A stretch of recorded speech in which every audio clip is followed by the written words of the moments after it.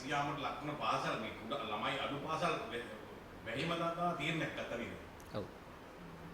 ඔබ සඳහන් කරන මේ බලපෑමක් තියෙනවද කියන්නේ අපි දන්නවා ගමක කියන්නේ දුෂ්කර ප්‍රදේශවල තියෙන මේ කුඩා පාසල් අඩු ආදායම්ලාභී දරුවෝ තමයි මෙතනට එන්නේ.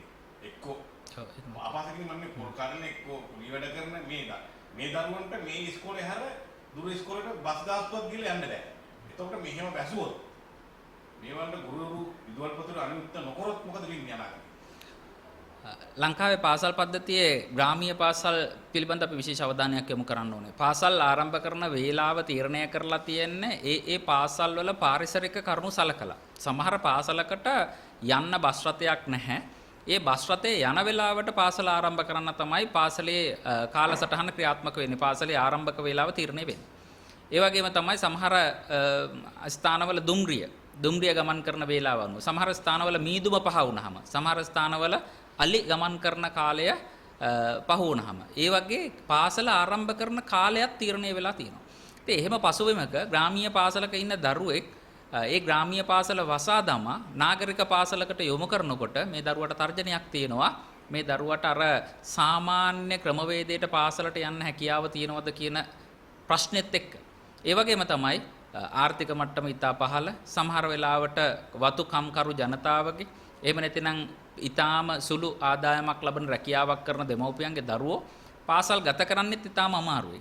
ඒ දරුවන්ට ඇත්තටම ආහාර වේල පවා ගැටලුවක් තියෙනවා. සමහර පාසල් ලංකාවේ පෝෂණ ව්‍යාපෘති යටතේ සමහර පාසල් වලට සම්පූර්ණයෙන්ම ආහාර ලැබෙනවා, සමහර පාසල් වලට ලැබෙන්නේ ප්‍රාථමික අංශයට විතරයි.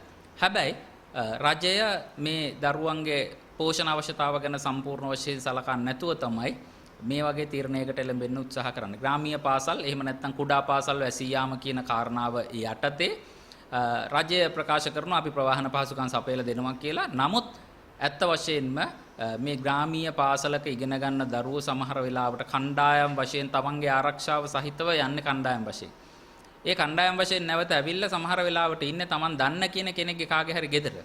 එතකොට මේ සමස්ත දරු කණ්ඩායමම එක්තරා වෙලාවක එක්කගෙන ගිහිල්ලා බස් එක නැවතත් ගෙනත් බස්සනකොට මේ තිබ්බ ආරක්ෂාව, මේ තිබ්බ තමන්ගේ දරුවන්ගේ අර නවාතන් ප්‍රශ්නය විසඳ ගන්න දෙමව්පියන්ට හැකියාව තියනවාද? සමහර දරුවෝ යන්නේ වත්තහරහා පයින්, තේවතු වල වත්තහරහා පයින් යන්නේ. ඒ දරුවෝ ගෙදර ගියාද නැද්ද කියන එක අම්මා තාත්තා දැනගන්නේ ඒ පාසලේ ඉඳලා යනකොට. නාගරික පාසලේ ඉඳලා ඉවරලා වෙනත් පාරකින් ඒ දරුවන් එන්න වුණොත් ඒ අම්මා තාත්තා දන්නේ නැහැ දරුවා ගෙදර ගියාද කියලා. ඉතින් ඒ නිසා මේ ශිෂ්‍ය සංඛ්‍යාව අඩු පාසල් වසා දැමීම කියන කාරණාව නගරබද ප්‍රදේශයට වඩා ගම්බද ප්‍රදේශවල දැඩි තර්ජනයක් වෙලා තියෙනවා. මේක ඇත්තටම ඔලුගෙඩි සංඛ්‍යාව අනුව නෙමෙයි සලකන්න ඕනේ. අර පැරණි ක්‍රමවේදය අනුවම ඒ ප්‍රදේශයේ ඉන්න ජනතාව, ඒ ප්‍රදේශයේ ඉන්න ජනතාවට තියෙන පහසුකම් ඒ සියල්ලක්ම සලකලා. ඒ අයගේ ආර්ථික මට්ටම සලකලා. ඒ අයගේ සමාජ හැකියාව සලකලා. ඉතින් මේ කියන සියලු කාරණා එක ගත්තාම ග්‍රාමීය පාසල් වසා දැමීම කියන කාරණාව තවදුරටත් විවාදයකට ලක් කළ යුතුයි. තවදුරටත් ශක්්‍යතා අධ්‍යයනයකට ලක් කළ යුතුයි.